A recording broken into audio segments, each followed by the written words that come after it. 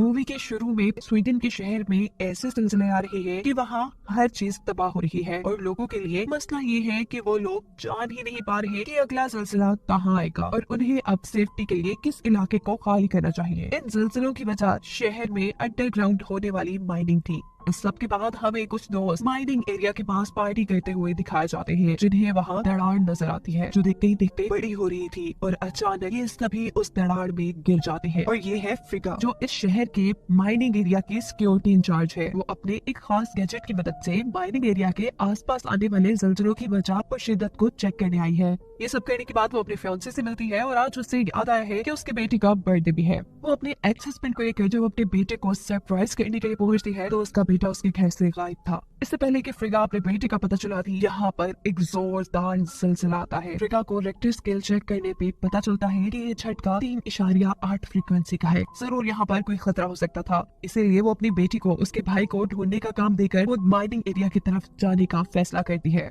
जैसे ही घर से बाहर निकली तो एक कुत्ता बहुत ही तेजी से इस शहर से बाहर की तरफ भाग रहा था, ऐसे जैसे उसे पता हो कि यहाँ कोई बहुत बड़ा खतरा आने वाला है। फ्रिगा इन चीजों को इग्नोर कर माइनिंग एरिया की तरफ पहुँचती है, क्योंकि यहाँ के पहाड़ों को फ्रिगा से बेहतर और कोई नहीं जानता। वो काफी अरसे से यहाँ की सिक्योरिटी इंचार्ज है। माइंस के अंदर इस वक्त 108 वर्कर फंसे हुए थे, जिन्हें बाहर निकालने का काम शुरू हो चुका था, लेकिन वो फिर भी खुद माइंस के अंदर होने वाले धमाके की जांच करने के लिए माइंस के अंदर जाने का फैसला करती है। उसके साथ उसका एक्स हस्बैंड भी अंदर जा रहा था, क्योंकि वो इस माइनिंग का इंचार्ज था। 520 मीटर अंदर जाने के बाद फ्रिगा पहाड़ों को खटखटाकर उन पे हुए नुकसान का पता चलाने की कोशिश करती है और उसे ड्रोन कैमरास की मदद से ये पता चलता है कि लगातार ब्लास्ट की वजह से पहाड़ों की ऊपरी सतह भी बहुत ज्यादा कमजोर हो चुकी है। इस बात को कंफर्म करने के लिए वो हथौड़ी से पहाड़ों की दीवारों के ऊपर हल्की हल्की चोट देती है और अचानक हल्की सी चोट से ही वहाँ काफी सारे पत्थर टूट जाते हैं और अंदर की तरफ उन्हें खोखला इलाका दिखाई देता है और ये सच में काफी खतरनाक हो सकता था। दूसरी तरफ फ्रिगा की बेटी अपने भाई को ढूंढ रही थी। उसे अपने दोस्तों से पता चलता है कि वो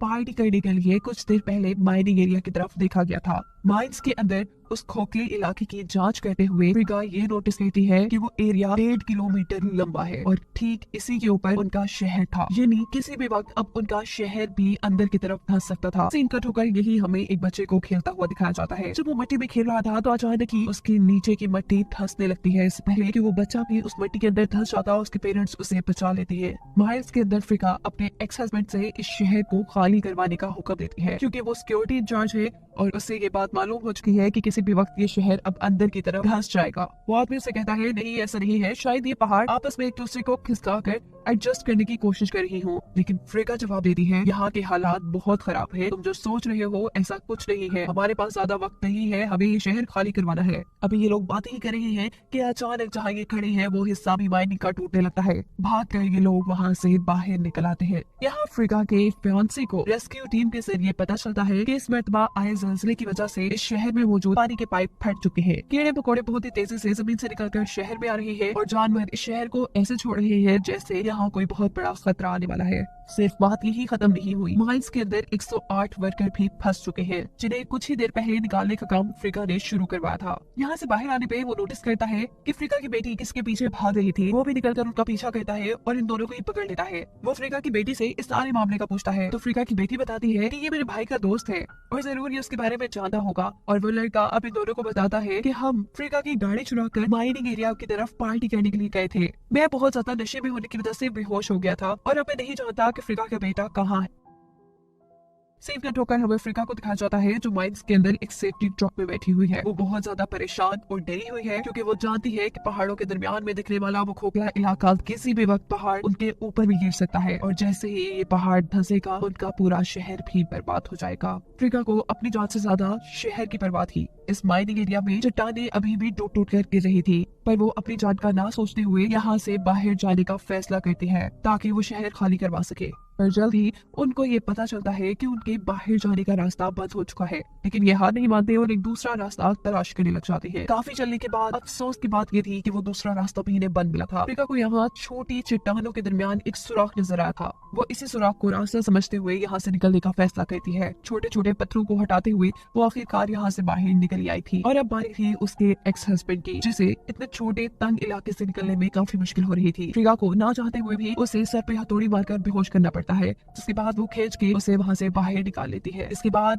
काफी सारे फ्रिका के कुलीग बाहर आ चुके थे और अब बारी थी फ्रिका के आखिरी कुलीग की। तो जब उस छोटे से सुराख से बाहर निकलने की कोशिश करती है तो उसका पाँव छोटी चट्टानों में फंस जाता है। फ्रिका और उससे बहुत खींचने की कोशिश करती है, पर दोबारा चट्टान हिलती है और छोटी छोटी चट्टानें उस लड़की के ऊपर गिर जाती है और ऐसे वो लड़की वहीं पर मर जाती है। सीन कट होकर फ्रिका के फियांसे और उसकी बेटी को दिखाया जाता है, जो उसके बेटे को ढूंढने के लिए माइनिंग एरिया की तरफ आ चुके थे, जहाँ पर मूवी के स्टार्ट में बच्चे पार्टी कर रहे थे। यहाँ पर एक बड़ी दरार भी देखी गई थी, जिसके अंदर से उन्हें किसी के फोन के बजने की आवाज आती है। ये लोग अंदर की तरफ देखते हैं, वहाँ एक फोन बज रहा था और एक बच्चा भी था। फ्रिका की बेटी जब अपने भाई को कॉल करती है तो उसका फोन दरार में नहीं बजता, जिसका मतलब है कि उसका भाई दरार में नहीं है। यहाँ फ्रिका माइंड से बाहर निकलने के बावजूद भी एक बहुत गहरे सदमे में थी, क्योंकि अभी अभी उसने अपनी बहुत ही प्यारी दोस्त अपनी कलीग को खो दिया था। फाइनली ये लोग इस माइंस से बाहर आते हैं और फ्रिका को उसकी बेटी की कॉल आती है, जिसमें वो बता रही है कि वो माइंस के पहाड़ों के ऊपर की तरफ है, जहाँ पर उसका बेटा पार्टी करने के लिए आया था। हो सकता है कि वो यही कहीं हो। उसकी बातें सुनने के बाद फ्रिका उसे कहती है, अब शहर की तरफ ना जाना, क्योंकि शहर किसी भी वक्त धंस सकता है। हो सके तो तुम उस शहर से दूर चली जाओ। शहर के अंदर फ्रिका के हुक्म पर वार्निंग अलार्म बजा दिए गए थे। अलार्म बजते ही शहर में अफरा तफरी मचना शुरू हो जाती है। सभी लोग सड़कों पे निकल आए थे और किसी को भी ये मालूम नहीं था कि आगे क्या होने वाला है। उनके देखते ही देखते यहाँ एक सड़क के अंदर भी बहुत बड़ी दरार आ जाती है। फ्रिका की कार भी उसके अंदर फंस जाती है, जबकि लोग यहाँ हक-बक खड़े रह जाते हैं। फ्रिका और उसका एक्स हस्बैंड लोगों को चीख चीख कर इस शहर से दूर भाग जाने को कह रहे थे अपनी जान बचाने के लिए, पर कोई भी उनकी बात सुन नहीं रहा था। कुछ ही सेकंड में सड़क पे आई दरार और भी ज्यादा बढ़ जाती है। इसके अंदर फ्रिका की बेटी भी थी। फ्रिका का फियांसी वक्त रहते ही उसकी बेटी को अंदर से बचा लेता है और दूर खड़ी फ्रिका देखती है कि माइल्स के पहाड़ अंदर की तरफ धंसने लग गए हैं। इस सभी चीज को कुछ ही सेकंड गुजरते हैं और सारा शहर जमीन के अंदर धंसने लग जाता है। पूरे शहर में पहाड़ों की टूटने की डस्ट धुएं की तरह फैल जाती है और देखते ही देखते शहर के बहुत से लोग इस तबाही में मारे जाते हैं, जिसकी वजह से फ्रिका और यहाँ बचे सभी लोग सदमे में आ चुके थे। जख्मी लोगों को हॉस्पिटल पहुंचाया जाता है। फ्रिका भी इस टाइम हॉस्पिटल में ही थी, जहाँ पर उसे उसकी बेटे की दोस्त बताती है कि उसका बेटा आखिरी पार्टी करने के लिए माइल्स के करीब स्कूल में गया था। पता करें शायद वो आपको मिल जाए। बिना कुछ सोचे समझे फ्रिका अपनी पूरी फैमिली को लेकर स्कूल पहुंच जाती है, जहाँ वो पूरी तरह तबाह हो चुका था। उन्हें यहाँ डर भी लग रहा था कि शायद उसका बेटा मर सकता है, लेकिन वो एक मरतबा चेक जरूर करते हैं। थोड़ा आगे जाने पर एक जख्मी लड़की के साथ उनके बेटे की आवाज उन्हें सुनाई देती है। फ्रिका के बेटा अब उसके सामने नीचे रूम में एक बेसमेंट में गिरा हुआ था, क्योंकि उसके ऊपर से छत गिर चुकी थी। फ्रिका सबसे पहले जख्मी लड़की को बचाने के लिए एक रस्सी उन्हें देती है। यहाँ पर फ्रिका की फैमिली भी आ जाती है और फ्रिका उन्हें ज्यादा आगे आने से मना करती है, क्योंकि वो जानती है कि यहाँ की जमीन बहुत ज्यादा कमजोर हो चुकी है और इसके नीचे एक बहुत बड़ा खला भी है, बिल्कुल वैसा ही खला जो उसने पहाड़ों के अंदर देखा है। इससे पहले कि फ्रिका यहाँ पर उस जख्मी लड़की को बचा लेती, फ्रिका की आंखों के सामने वो लड़की मर जाती है और अब फ्रिका अपने बेटे को बचाने के लिए एक पाइप के जरिए उस दरार के अंदर आती है। इससे पहले कि वो अपने बेटे को बचाती, यहाँ वो हिलती है और एक सरिया जोर से उसकी टांग के अंदर घुस जाता है। खून से लथपथ फ्रिका अभी भी अपने बेटे का सोच रही थी।